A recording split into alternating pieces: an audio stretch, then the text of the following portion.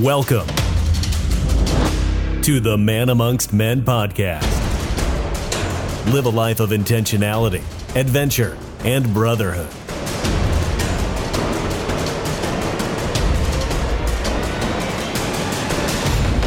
Take the inner journey and live out over your edge constantly.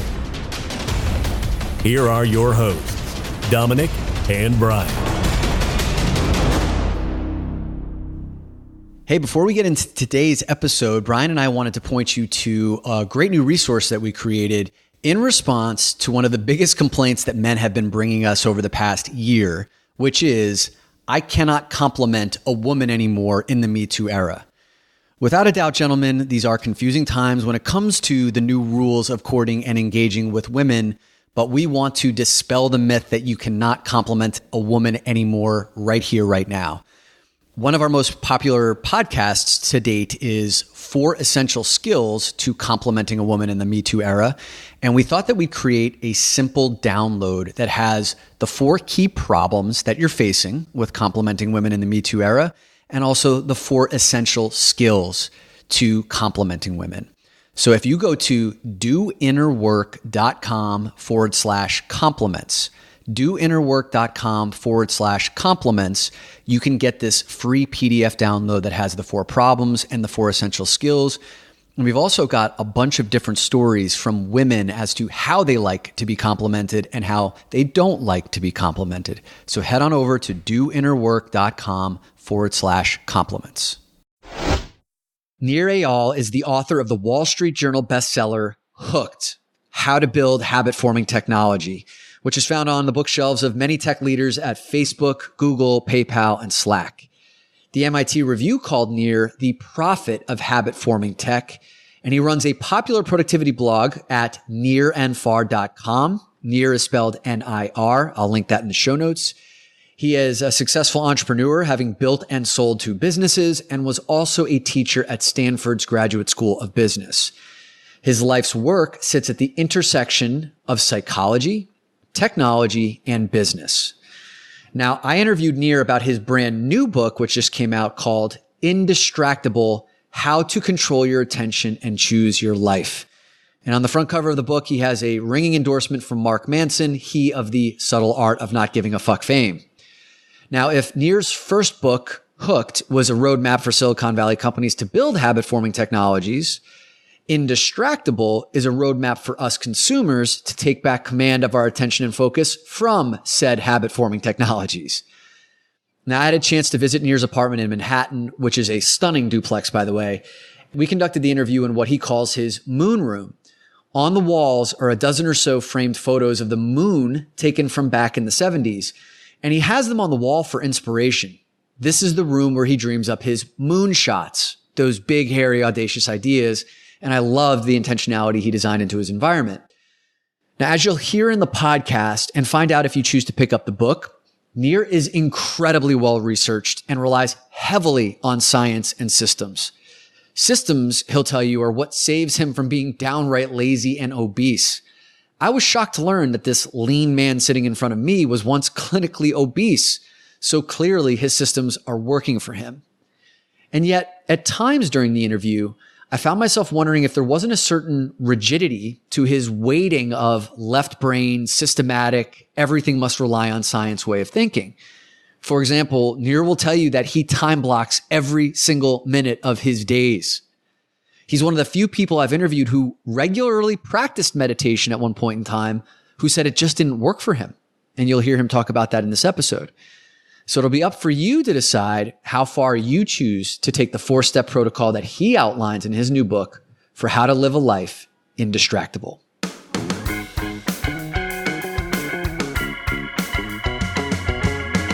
Nir, really excited to have this conversation with you about your book that's just launching, Indistractable. Yeah, thank you so much for having me. It's great to be here. Before we get into the most important stuff, we got to hit something right off the top. Okay.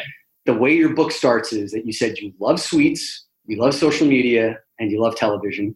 So let's do this together. What is your favorite sweet? My favorite candy, croissants. Really good almond croissant. Pretty killer. I'm going to go with cinnamon rolls. So we're kind of in the cinnamon family. Yeah. Yeah, pastries, man.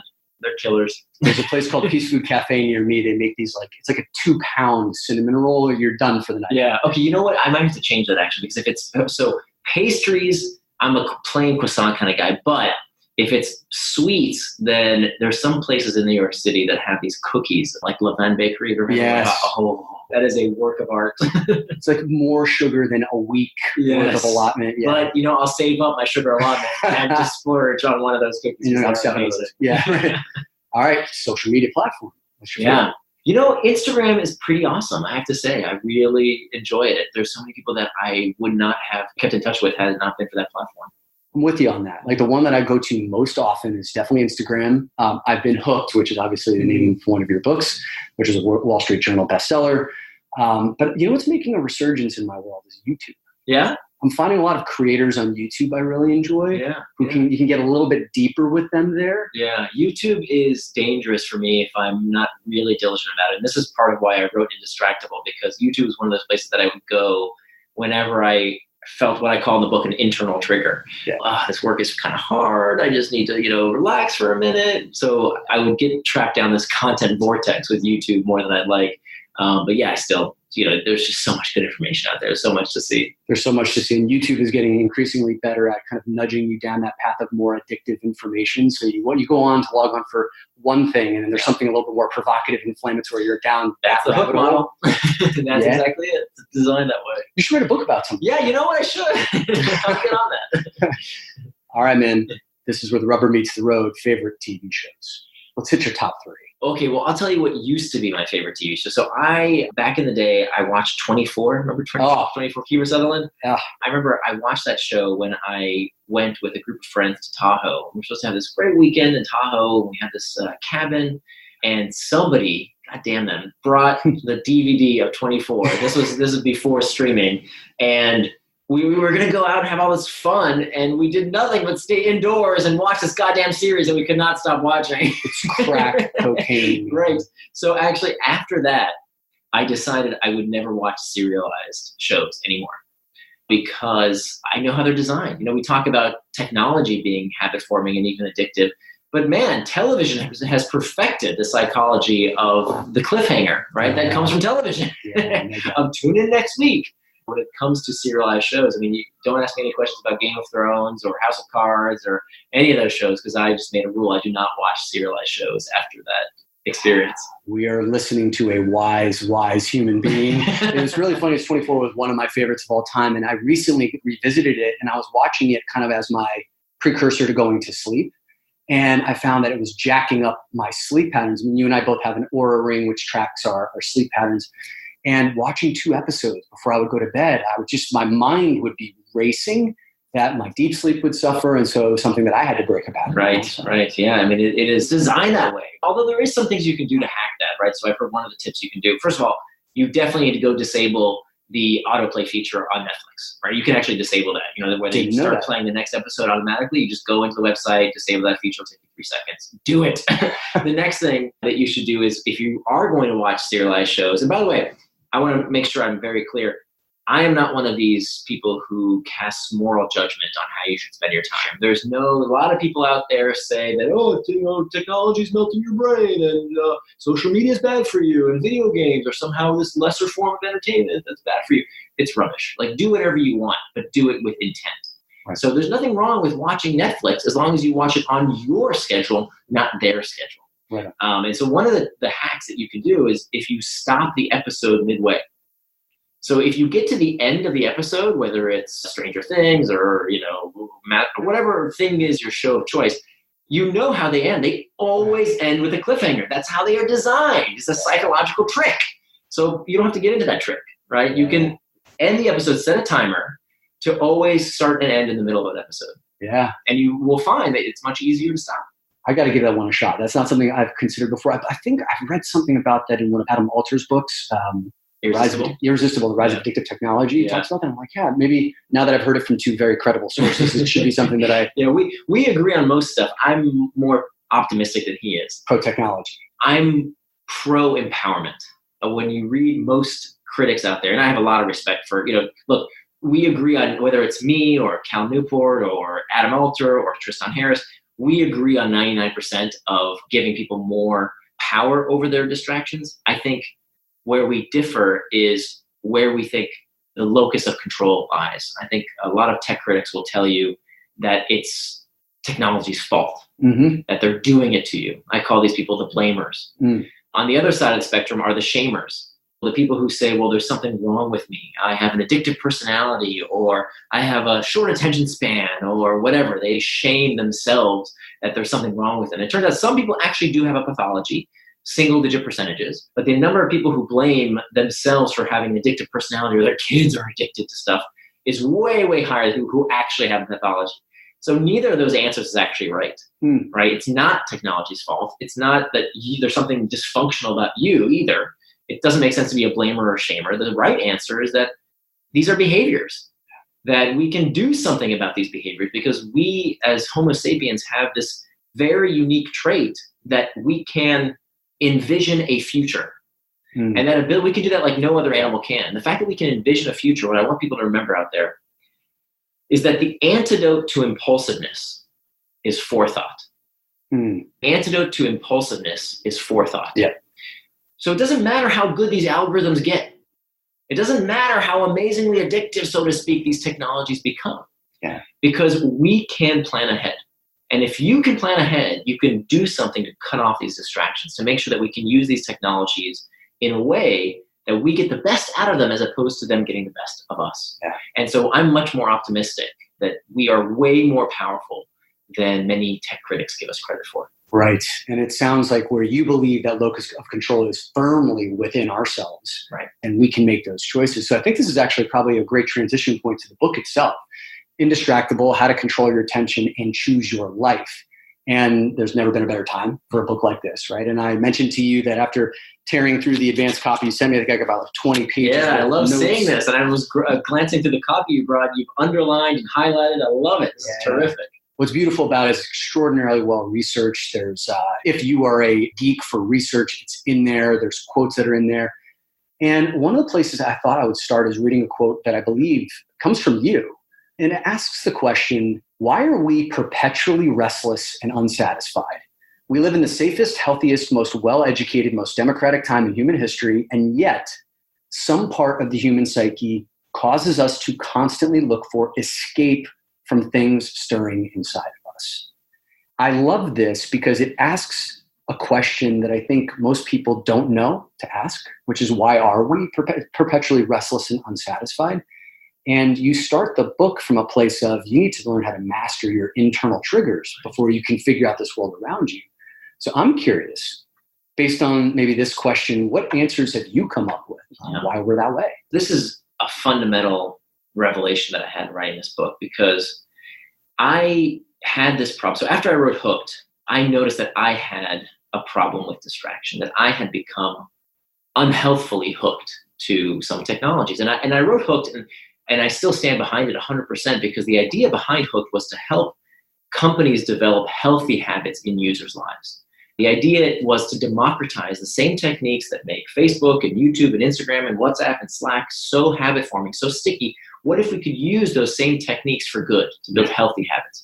So we still need that. We need products to be made to be engaging in a way that creates healthy habits. And that's exactly what's happened since the 5 years since I wrote Hooked. Companies like Paga that's brought millions of previously unbanked people in Africa online for the first time. Fitbod as this fitness app built with the Hook model in mind that builds exercise habits. Kahoot, the most widely used educational software in the world, the company just went public, uses the Hook model. So that's why I wrote Hook. Now the downside is that some products, whether they know it or not, whether they designed it with the Hook model or not, can have this effect of getting us hooked to an unhealthy degree and can become distraction. So what I originally thought was, well, technology is the problem. And this is what every critic out there says, that I bought every single book I could find on this topic, as I do when I start any big project, is I just, I read up on everything that's been written to see if it's even worth writing such a book. Because, if somebody's answered the question, I don't want to write another book saying the same thing. The reason I wrote this book is because I found so much misinformation out there. Namely this idea that the solution is to excise this stuff from your life. If technology distraction is caused by technology, then get rid of the technology. And so they all basically say the same thing, get rid of it, go on a digital detox, do a 30-day plan. The problem is it doesn't work. And it doesn't work for the same reason that these fad diets don't work. So I did these diets. I actually used to be clinically obese.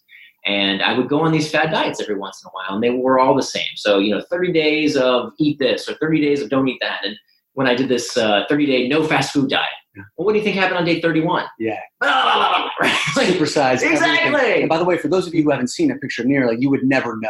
You'd never guess that you were clinically obese at any point in time. So clearly, whatever it is that you figured out worked for you. So well, it's still a struggle. It's where I got so interested in the psychology of why we don't do what we say we're going to do. Because the thing is, when it comes to personal development, for all the billions of dollars that are spent in the self-help industry, we know what to do. Right? Come on. We don't know that chocolate cake is less healthy for us than a healthful salad. Right. We don't know that if we want better relationships with our friends, our kids, our spouses, we just have to be fully present with them. We don't know that if we want to be better at our jobs, we have to do the goddamn work every day. Of course we know this. Why don't we do it? Right. The myth is that if you do the right things, you will get what you want. And I would argue that it is equally important not just to do the right things, but to understand why we don't do the things we know we should do. Nobody talks about that. And so I set out to write a book about technology distraction. And what I uncovered was that distraction is way bigger than technology. Right. It's about this deeper reason that turns out, I discovered this great work that Socrates and Plato did describing the nature of akrasia. 2,500 years ago, people were talking about how distracting the world is. Right? It's not a new problem. Mm-hmm.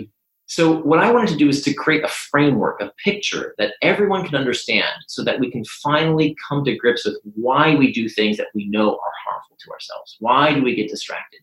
And so that's what becoming Indestructible is all about. It doesn't mean you will never get distracted. It means you strive to do what you say you will do. Right? Meaning you live with personal integrity. Most people are honest with others. We're taught not to lie. Right? The worst thing you can be called, in my mind, is a liar. And yet we lie to ourselves all the time. Right? Why do we do that? We say we're going to do one thing and we don't freaking do it. Yeah. That was such a fascinating question for me. And so the book is really about these internal triggers. That's a big part of the book. There's these 4 major parts. And it starts with mastering the internal triggers. That what I learned is that most distractions start from within. And unless we master those internal triggers, we will always get distracted from something. And part of the myth that's perpetuated out there is that somehow if we're not happy, if we're not satisfied, there's something wrong with us. And it turns out nothing could be further from the truth. That evolutionarily, we are not designed to be satisfied. Right. We are designed to be perpetually perturbed. There are all these cognitive tendencies, these quirks, whether it's the negativity bias, whether it's hedonic adaptation. I talk about these cognitive quirks that we have that keep us constantly wanting more and more and more and more. Now, that can get away from us. It can sometimes hurt us, but it can oftentimes help us, right? This fact that we always want more. I mean, this is why I talk about in the book, and I know I'm going to ruffle some feathers here. I don't preach meditation. I saw that. Yeah, in the beginning of your book. I mention it, and then I say I'm not going to talk about it anywhere else in the book. Yeah. Not that it doesn't work for people who do it, but it doesn't work for a heck of a lot of people. I tried it for a very long time. It made me a really good meditator, pretty good meditator for as long as I did it. But it didn't help me in any other domain of my life because it didn't solve any of the other problems I had. Yeah. It made me, it's kind of like these games, you play these games that are supposed to improve your focus and concentration and, these brain games. Sure. They are really good at making you good at those games. But it turns out there's no evidence that they help you with other areas of your life. So there is some evidence that meditation can help you with this. And I know I'm going to get some hate mail that tells me I'm wrong. I'm not saying you should stop meditating. If it works for you, keep meditating. Right. But if it doesn't work for you, as it didn't work for me, I'm looking for other solutions. And that's what I'm offering, is other solutions. Because sometimes meditation isn't good enough. Sometimes we have to go change our circumstances to make sure that we cut off the source of those internal triggers that we are trying to escape from. So sometimes the answer is to learn how to cope with discomfort, and meditation can help with that. But sometimes the solution is to actually face the source of that internal trigger, that discomfort, and actually fix the problem. That's why there's a whole section in the book about these internal triggers, these uncomfortable emotional states in the workplace. Because the fact is, a lot of people's discomfort and the reason they're so distracted is because work is causing this uncomfortable psychological state, which we seek to escape from. Yeah. So a few things that you just said, I'm sure that there are a number of people who meditation hasn't worked for her. Like, thank you, finally, like the tyranny of meditation. I'm a huge practitioner of, like, it's had benefits in my life. We just recently had on a meditation guru who says it's not for everybody, right? And like to understand that it's not something that needs to be imposed upon everyone. This concept that you brought into the book and you write deeply about, which is this inherent nature that we have to focus on what's negative or to be dissatisfied so that we can actually create progress. I know Mark Manson, who wrote The Subtle Art of Not Giving a Fuck, who's also endorsed your book with a quote on the front page. He talks about being able to actually find peace and satisfaction amidst dissatisfaction is actually one of life's greatest gifts, versus this tyranny of seeking happiness, which oftentimes leads to perpetual state of dissatisfaction. Right.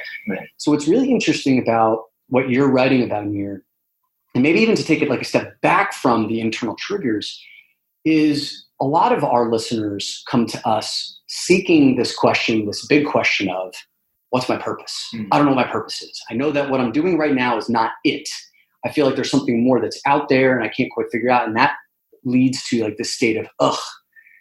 And oftentimes when people don't have a direction or a North Star of some kind to follow, it's hard to want to master those internal triggers, right? To do the work. You have written now 2 books. Yeah. You've built and sold 2 companies, right? So like you have figured out how to figure out what those purposes are for periods of time in your life. Do you write about that in the book? And also, do you have any guidance for like how to find that first step? Yeah. So I don't know if you're going to like my answer, but I don't think we have some kind of purpose that is somehow handed to us. We have to make it up. I just took out my phone here while you were talking, which I never do during an interview, but I brought up my phone so you can see my daily mantras. I have these mantras that I repeat every single day. And one of my mantras is to say to myself, I have several here, and some of them are quotes I really like and things I want to keep top of mind. And one of them is my purpose, which I completely made up, which is my purpose is to explain compelling stories and good research so that people can take action to improve their lives and the lives of others. I do this because this is a product I greatly value myself. Yeah. That's my purpose. I made it up. Of course. Like nobody told me, I have seen your chakra and your chakra says this way. Like whatever, like you just make it up. As long as it's meaningful for you, as long as it's in accordance with your values. If your purpose is to watch soccer all day, great. I'm not going to tell you not to do that. As long as it's what you want to be doing with your time on earth. To me, that's very liberating because the fact is, there is no big purpose, right? Like we're a little blue marble in a huge black vacuum of nothingness. In case you were looking for an inspiration. Right. That's the facts, right? That's it. I'm sorry. There is nothing more. So our purpose is defined by how we want to spend our days here. Instead of looking for the purpose, make a purpose right now, today. Just make it up. It's going to suck. That's okay. You don't have to share it with anybody. And revise it over time, right? Yeah. There's nothing that says that you have to make this a public declaration to everyone in the world, and only do it if it's useful to you. I don't necessarily think everybody needs to have this purpose in life, but if that's something you're missing, just make it up. In a real practical way with your books, let's say, what were the steps that led to you writing Hooked and then Indestructible or starting the 2 companies that you ended up selling, right? I mean, it didn't eventually evolve to those things, but like, what was the path? 3 words: chasing my curiosity. Right. That's it. Yeah. As I talk about in the book, one of the techniques to master these internal triggers is to look for the variability in mundane tasks. So part of the way that we can diffuse, let me back up for a second. One of the things that I don't think I appreciated before I wrote this book is how wrong I conceptualize motivation. Let's start with really first principles, not just about why we get distracted. Why do we do anything? Yeah. Most people subscribe, as I did before writing this book, to what's called Freud's pleasure principle, that human motivation is spurred by the desire to seek pleasure and avoid pain.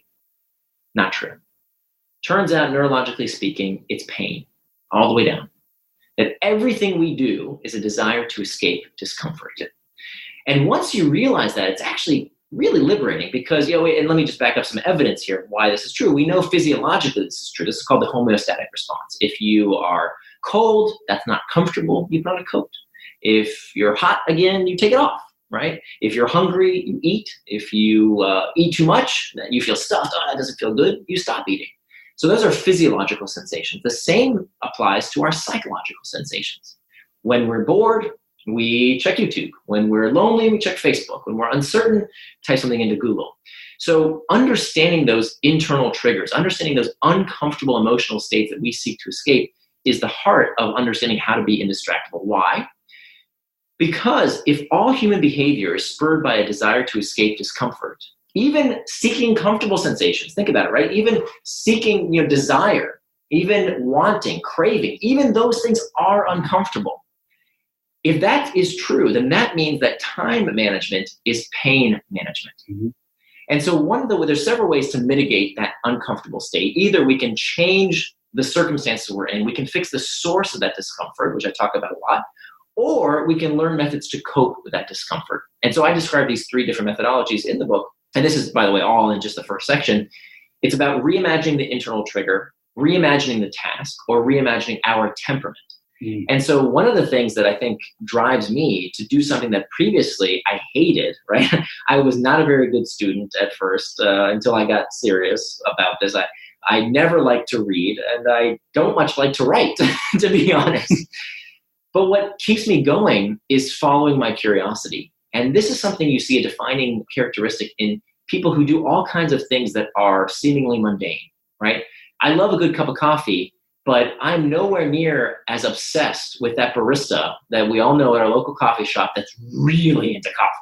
I like coffee, I'm grateful for cars. I don't happen to own one because I live in New York City, but you all know that motorhead who is just fanatic about tuning up their car. The person who loves to knit, right? Well, how do people get so obsessed with things that most people, not most people, but from the things I just listed, writing, fixing up cars, making coffee, or knitting, one of those you think is incredibly boring. Mm-hmm. And yet somebody thinks it's the coolest thing in the world. How? Because they look for the variability. They look for the uncertainty, the intermittent reinforcement, which, by the way, is the same fuel that keeps us checking Facebook. Yeah, that's trigger number 3. That's the third step of the hook. Exactly. So what this means is that we can look for the variability in anything that we find creates those internal triggers to reimagine the task. And that's what I do with writing. I constantly look for the mystery. So I don't write books when I know the answer. I write books when I want to know the answer. And that's what drives me to keep researching.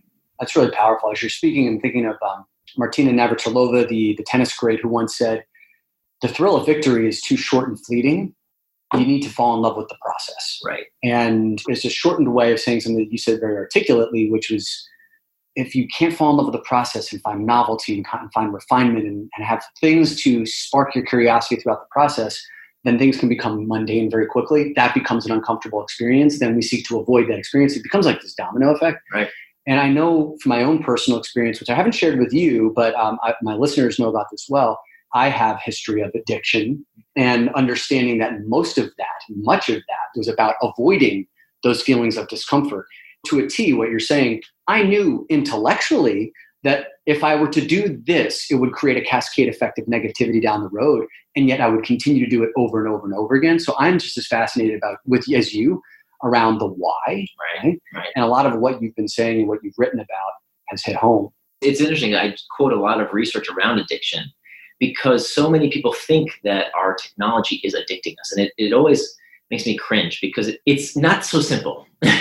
Because the fact is, lots of things are addictive and don't addict everyone. That's right. Right? Like a lot of us have a glass of alcohol, right? We have a beer or a glass of wine with dinner. We're not all alcoholics. Right. Even people who had an addiction go out of that addiction. Most people do. It's called aging out. It's the #1 recovery program. It's just time, right? That people change over time. Can social media addict people? Can technology addict people? Absolutely. And it does. But far more people do not have that pathology, right? And they don't, even an addiction is a confluence of 3 factors. It's a confluence of the product. Certainly, you need that thing that helps people find escape.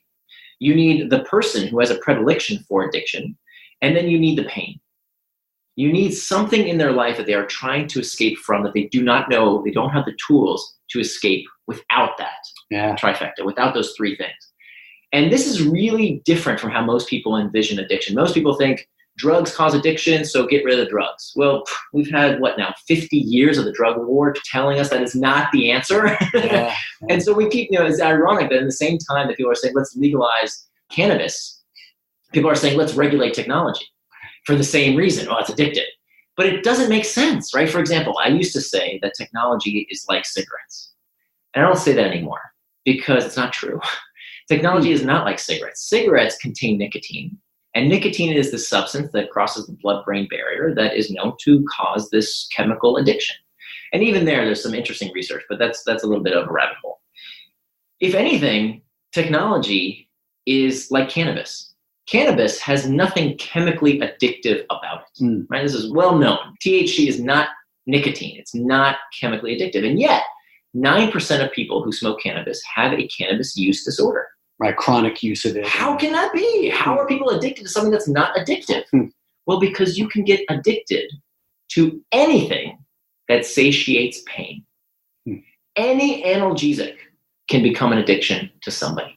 That's really profound, right? We need to understand, wow, you need this trifecta of these three things. This isn't actually in the book, but just came out of much of the research I did.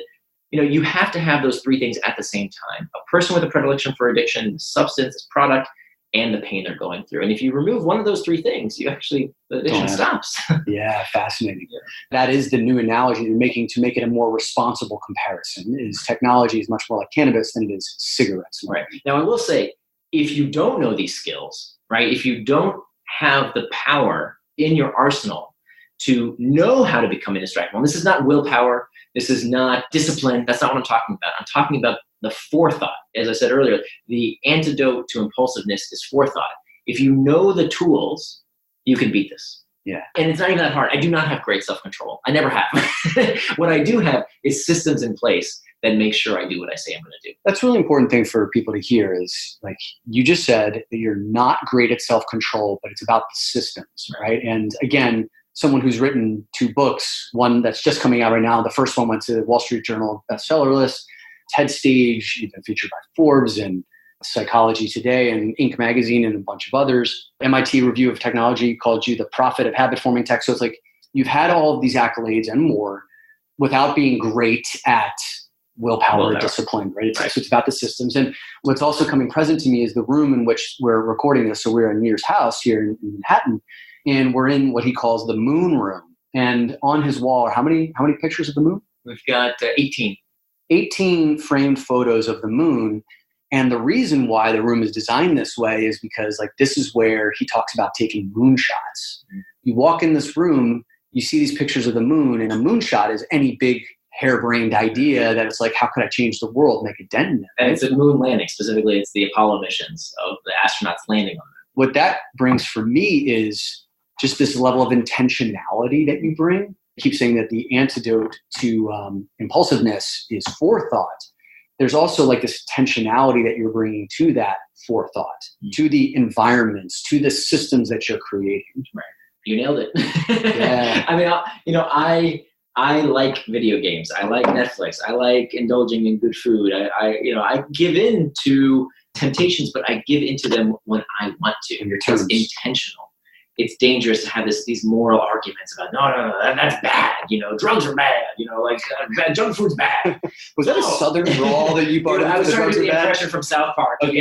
Drugs are bad. Remember that the teacher? Yeah. I think it takes away from our life, and it's not realistic. And the reason I think it's harmful, in fact, is that when we moralize these things, one, we put this aura of there's something special there. It's the forbidden fruit, and more importantly, when we do fall off the wagon. And we do fail, we beat ourselves up. We think we're dysfunctional. We think we're messed up. We're sinful. And it turns out that self-compassion, I talk about this in the book, self-compassion is one of the most important traits of people who successfully achieve their goals in life. No question. I mean, what you're talking about is, I can relate to this from my own personal experience. So my experience with addiction was through sex addiction. I spent 4 years in Sex Addicts Anonymous. And the whole thing was based out of guilt and shame, having been raised in a Catholic society, Catholic household, where we wouldn't really talk about these things. So something that was very natural, these desires, these impulses, became something very shameful. Yeah. And became secretive. And then every time that like I would tip over into something that was natural that most boys were doing and I didn't know about, I felt like there's something wrong with me. So these moral arguments that you're talking about, we should check those at the door. Yeah. And really look at some of these issues that you present. I didn't understand why self-compassion was so important. I heard these woo-woo self-helpy people talk about self-compassion, but I didn't understand. I don't buy that stuff. I want to know the research, right? Show me the study. And the study's fine. Why self-compassion is so important. Self-compassion is this relief valve. Because what happens with addiction is that we go into this spiral around pain, right? I did something I'm not proud of. Now I'm shamed for that. I feel bad. Yeah. What do I do to feel good when I feel bad, right? Back to this point of all human behavior is spurred by a desire to escape discomfort. I keep doing more of it. Yeah. So for me, when I was obese, I felt bad because I had eaten something I shouldn't. And so what did I do when I felt bad? I ate more. Yeah. Right? And of course, you talk about Catholic guilt. Let me tell you about Jewish guilt, right? Eat more. Why are you so fat? Right? Eat more. What's wrong with you? Why are you so fat? This constant cycle.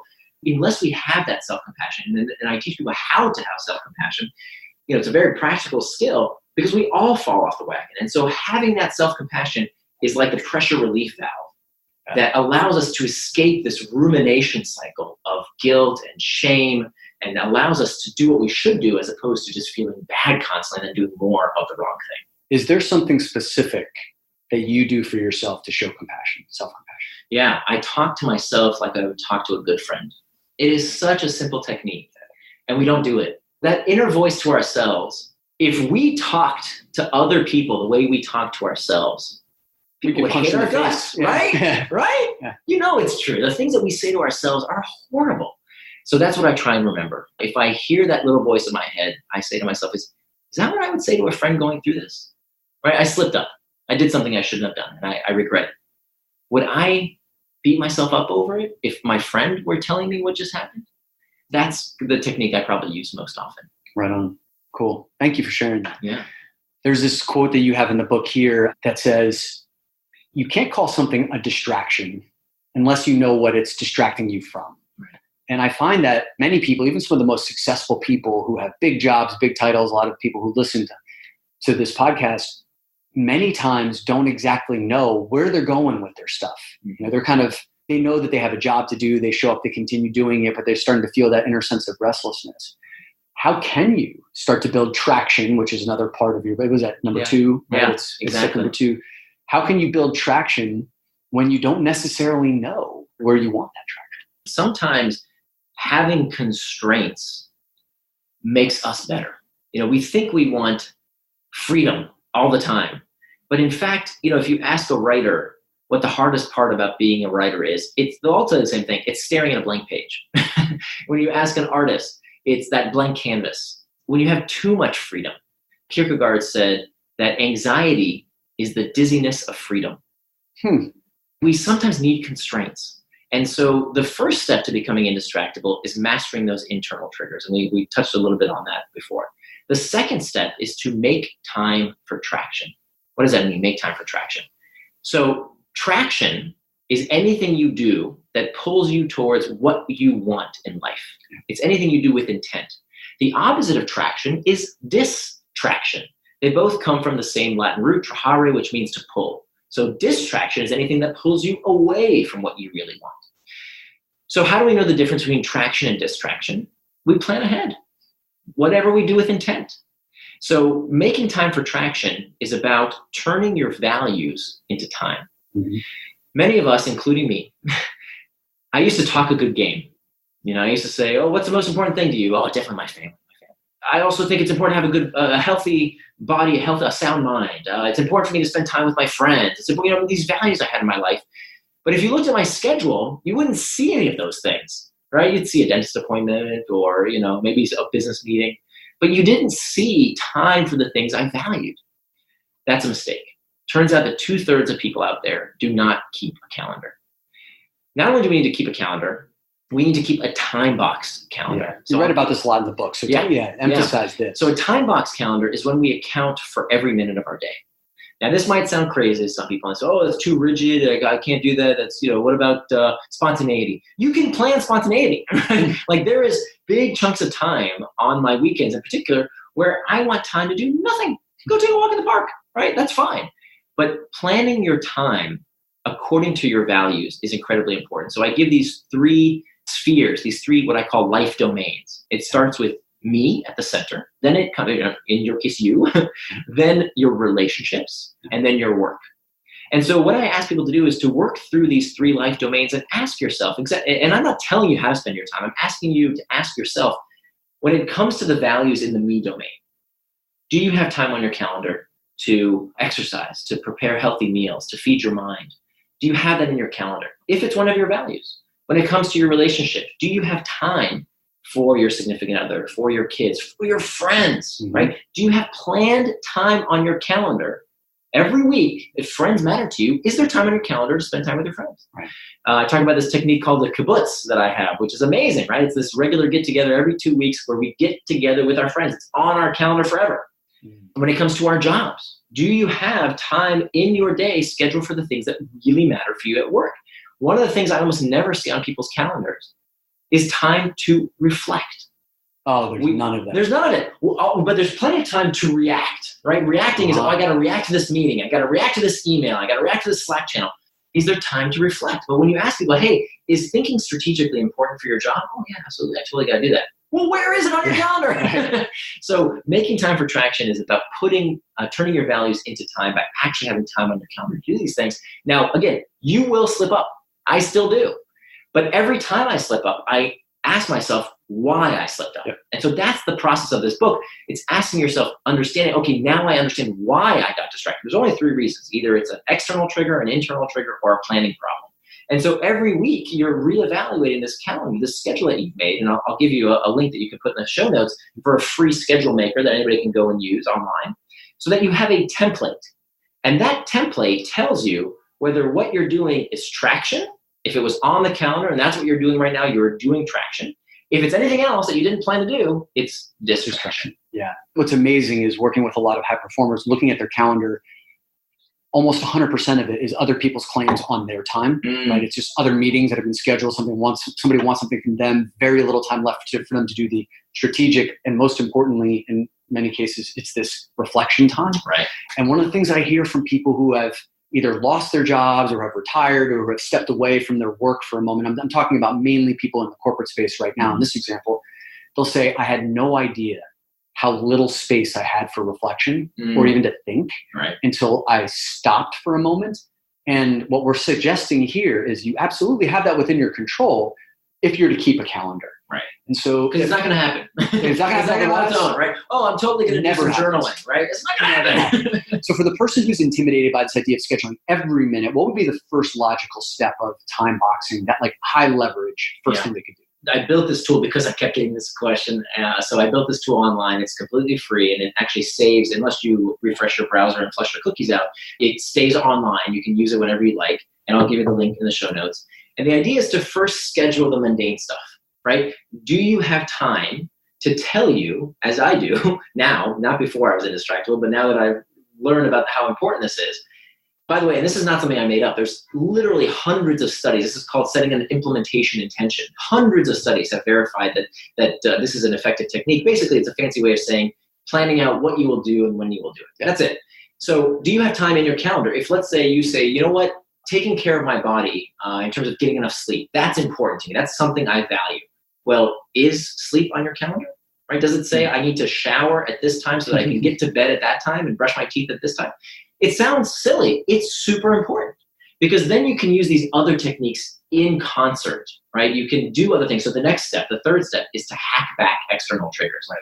So only after I've dealt with the internal triggers, I've made time for traction. So let's say with this sleep example, right? I wasn't getting enough sleep. And we all know, the science is pretty darn settled that we need quality sleep. How much you need is a different story, but everybody needs enough quality sleep. But we don't put it on our calendars. So what I was doing day after day, let me just check this one more email, or let me just watch this one more video, or this happened to me all the time. I was too tired to go to bed. Does that ever happen to you? Yeah. I'm too tired to go to bed. So here's what I did. I put on my calendar when I need to start brushing my teeth so that I could go to bed on time. And then the next step is to hack back the external triggers. How do we hack back external triggers? We remove those pings, dings, and rings, all of these things that prompt us towards distraction. So what did I do? I went to the hardware store and I bought a $5 outlet timer. And this outlet timer, you can set to any time of day or night, and it will turn off whatever you plug into that timer. And what I plug in, everything digital, right? So my computer monitor, my router, everything I wanted to turn off 10 p.m. in my house, turns off, right? Now that I actually have a router that has this built in, so I don't even need the timer anymore.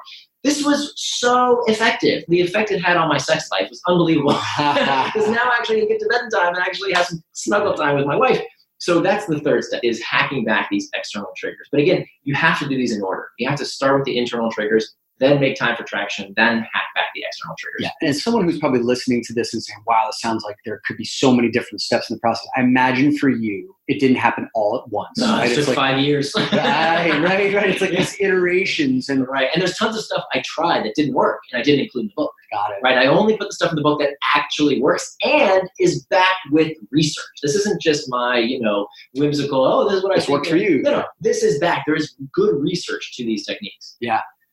I have to ask this question because it sounded like in the book, you still have your phone in your bedroom. No. Oh, okay. For some reason. I used to. Yeah. 2/3 of Americans sleep next to their cell phone. I think that's a horrible idea. We don't have television in the bedroom. Yes. We don't have a phone in the bedroom. No, we don't sleep with that stuff. This kind of leads into your fourth step around eliminating distractions, right? And you have this by making pacts, right? Like future agreements with yourself. Yeah, the fourth step is like making pacts, and I'll let you describe what that means in a second. But it reminds me of something that, say, James Clear has written about in Atomic Habits, where he was like, if you can make one decision that eliminates thousands of other decisions in the future, for example, making the one decision to not put television in your bedroom. And every single night, you do not have to grapple with this, ooh, here's an episode of Thrones or Stranger Things that I would love to. It's just a non-issue. Right. When you get into your bed, you've eliminated that. And how many other little decisions like that with your phone or whatnot? So hacking back external triggers, this third step. And it's not that they're all bad. External triggers, again, are these pings, dings, rings, these things that prompt you to either traction or distraction. So if you get a notification on your phone that says, hey, it's time to hit the gym, that's traction. That's great. It's not that they're necessarily all bad. But if you get that internal trigger and you're spending time with your daughter or in a meeting with a colleague or doing something that you plan to do that's not what this external trigger is telling you to do, you want to get to sleep and the television is begging you to turn it on just by its very presence in your bedroom, it's time to hack back. It's time to remove those external triggers. So I started with this idea that, what about all the tech triggers? And I do give you antidotes to making an Indistractable phone, making an Indistractable laptop.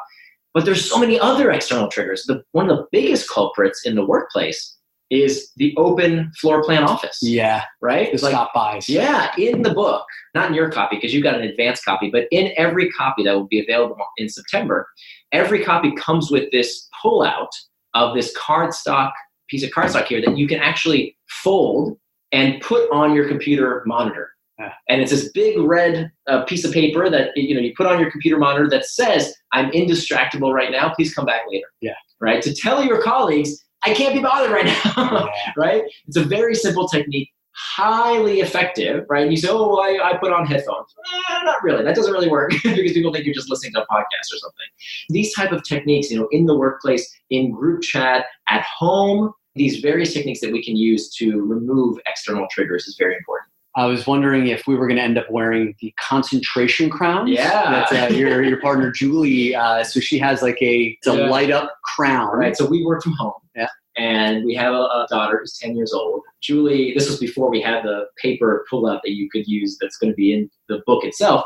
So she bought this light-up crown from Amazon. I think it was like $5 that you turn it on and it lights up and it's very clear that, and so we call it a concentration crown. So particularly for my daughter and me sometimes, it said right away, okay, she's busy. She does not want to be bothered. Because look, the fact is she does not do her best work. None of us do our best work when we are constantly interrupted.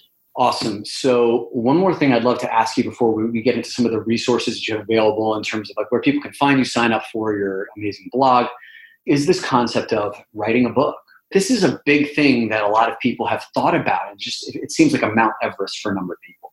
This is your second book. obviously very well received. Well, it will be very well received. The first one was a Wall Street Journal bestseller.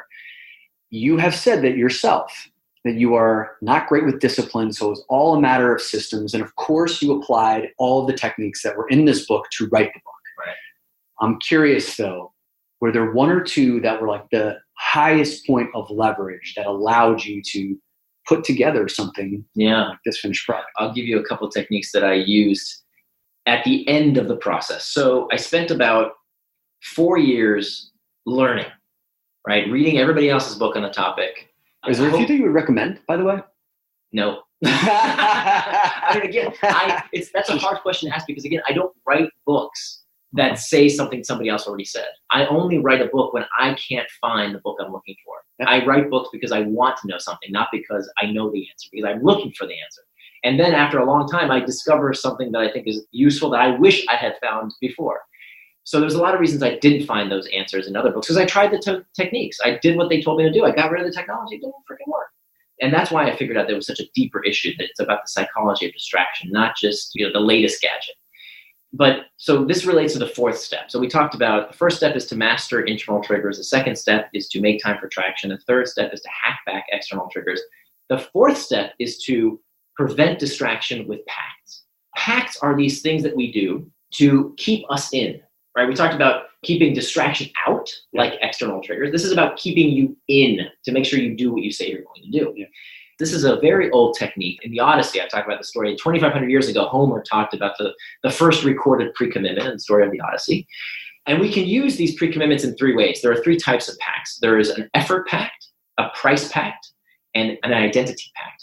An effort pact would be something like we talked about earlier, the outlet timer. I could go behind my desk and unplug the timer and get back online, but it's a bit of effort to make sure I don't do what it is I didn't want to do. So that would be an example of effort pact, and there's many others I described in the book. A price pact, and this is one that was very effective for me in finishing the book. A price pact is when we attach some kind of cost to doing something we don't want to do. Big disclaimer, do not do this before you do the other three steps. There is serious backfire potential if you do one of these pacts before you've done the other things. Because if you don't deal with the internal triggers, you can make a pact. You can make an effort pact, a price pact, an identity pact. Keep breaking them. You're going to keep breaking them. And none of that, you're going to feel terrible about it. And then you go down the shame cycle, right? So do not do this until you've done the other three steps first. Very, very important. But after you've done those things, a price pact can be very effective. So for me, as I mentioned, I used to be obese. And now I exercise 6 days a week. How did I get myself to do that? I never understood it. Like people would say, oh, I love to exercise. I love to run, runner's high. BS. I have no idea what you're talking about. Like I never liked to exercise. It always sucks. It was just misery for me. I dealt with the internal triggers. And there's a lot of ways that you can deal with internal triggers or exercise that I described in the book. I made time for the thing I want to do. So it's on my calendar that I'm going to go exercise. I hacked back the external triggers to make sure that there was nothing distracting me from doing what it is I wanted to do. So no phone calls, no, pings and dings during that time on my calendar when I wanted to exercise. But that still wasn't good enough. So I used the fourth technique, which is to prevent distraction with pacts. How did I do that? With the price pact, this is called the burn or burn technique. The burn or burn technique says that every morning I walk into my closet and I have a calendar there. And on this calendar, on today's date, is taped a crisp $100 bill. Yeah. And above the calendar, on the little shelf above it, is a Bic lighter. And every day, I have a choice to make. I can either burn the $100 bill, or I can go burn some calories in the gym. Right? One of those two things has to happen. So this is a price pact that I've made with myself. Now people say, oh, I can't do that, right? That's so extreme. And I'm like, what if I burn the $100 bill? It's been 3 years, I've never burned the $100 bill. Because I just have to do something physical, even if it's 25 push-ups, fine, right? Whatever it is for you, that is something that meets your bar of doing what it is you said you're going to do. By the way, in that picture that you put in the book of the calendar and then the $100 bill tacked to it, I believe it's really important to have that visual, right? And have it there because it's different to make a mental pact. And it's not real until you actually see it visually. And like the pain, I felt the pain of potentially taking a lighter to that $100 bill and watching. Exactly. Yeah, that's why you haven't burned it. I haven't burned it, right? Because I'll do something. I want to walk. I'll do some push-ups, sit-ups, something. I can't do that for 20 minutes or so. So yeah, I haven't burned it in 3 years. So that's been very effective. And to be honest, now after 3 years, I like exercise. I actually like it now, right? Because I've learned to, using some of the other techniques in the book, I could stop doing the burn thing. I still do it. I really enjoy that behavior. Maybe I'll do burn for something else at some point. Another price pact I took was with my friend Mark. I took a bet with him. And I said, so after 4 years of research, it was time to write the darn book. And so I made a price pact with him. And I said, if I don't finish this book by January 1st, I'm going to pay you $10,000. And oh my God, it hurts. Like, to shake his hand was so hard. Is he a friend of yours? Yeah. Was he so dying to root against you? I mean, he's your friend. A real friend wants you to succeed, right? So, but when 10 grand, how good a friend is he? Yeah, no, so I knew I had to do it. And again, like, it sounds like, oh my God, it's so crazy. How do you do that? But again, think about it. I kept my $10,000 and now I have my book, right? Like, I got what I wanted. And so this is a technique, again, I didn't just make this up. This has been shown to be a very effective technique. I talk about smoking and smoking cessation. This is actually a very effective technique, not with $10,000, with much less money, but it's actually the most effective technique that we know for smoking cessation is putting money down on the lines, price pact. So that's one way. Again, warning, disclaimer, caution, only do this after the other three techniques because it will backfire in a bad way if you haven't done the other techniques first. Bingo. Nir, is there anything before we get to your resources where people can find more? Because obviously they're going to want to hear more after they get this, they listen to this. Is there anything else that I haven't asked you that's in the book that you're like, you need to know about this, that you feel proud about or people need to hear? The first half of the book is about things that you can do individually, right? Master internal triggers, make time for traction, hack back external triggers, and prevent distraction with pacts. But the fact is, we don't live by ourselves. We live in environments with other people. And so the last few sections of the book are about how to build indestructible companies, indestructible workplaces, how to raise indestructible kids, and how to have indestructible relationships. And we didn't get to talk about that as much, but it's super important because, look, the fact is, I can tell you what to do and how to become indestructible on your own. And maybe if you're self-employed, that's all you need.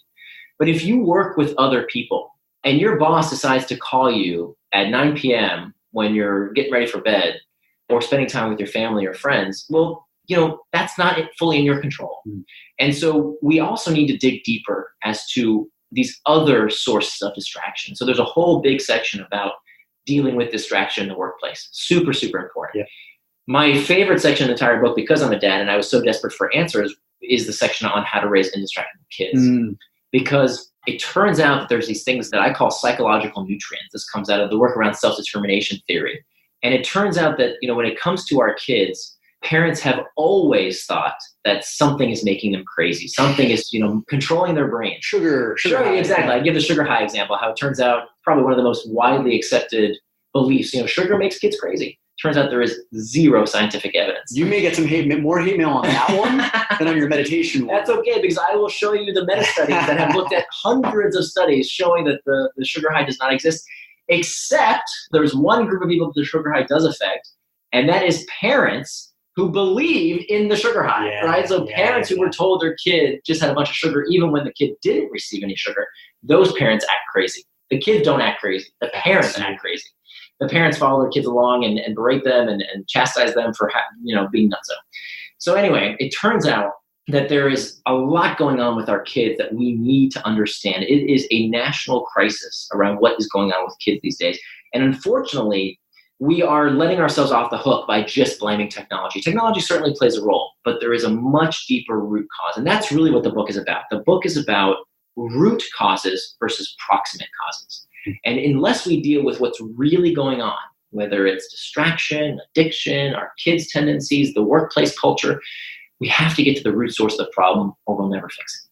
That's beautiful, man. The book, we're recording this in advance, but by the time this is being released, the book will be available, right? So it's on Amazon, Indistractable. And then if people were to sign up for your blog at nirandfar.com, which we'll link up in the show notes, what could they expect to get and how often would they hear from you? I publish about every 2 weeks, specifically about Indestructible. I actually have a bunch of content that I just couldn't fit in the book. There's online tools. There's actually a mini video course that you can get. There's all kinds of additional tools and resources out there that you can use that I have a great list of that you can utilize. So if you do end up getting the book, make sure you go to Indistractable.com. Indistractable.com. And once there, all you have to do is just register your order number wherever you bought it. Doesn't matter if you bought it from Amazon or Barnes & Noble or wherever you might get your book. And then you'll get all those tools for free, because there's also a workbook, which is super important. If you want to go chapter by chapter and put these techniques to use in your own life, make sure you get that workbook. Again, it's totally free. And that's all available at Indistractable.com. And if someone wants to hire you as a speaker, is there a bureau that you work through, or do they go through your website? Yeah, they can contact me if they just go to Near and Far. Near is spelled like my first name, NIR, and far.com, and there's a contact form there. Awesome. Near, this has been a pleasure. My pleasure. Thank you. Hey, thanks for listening to the Man Amongst Men podcast. If you enjoyed this episode, don't forget to hit the subscribe button. And if you want more access to tools and resources, and you want information on our upcoming live events and retreats, head on over to www.doinnerwork.com.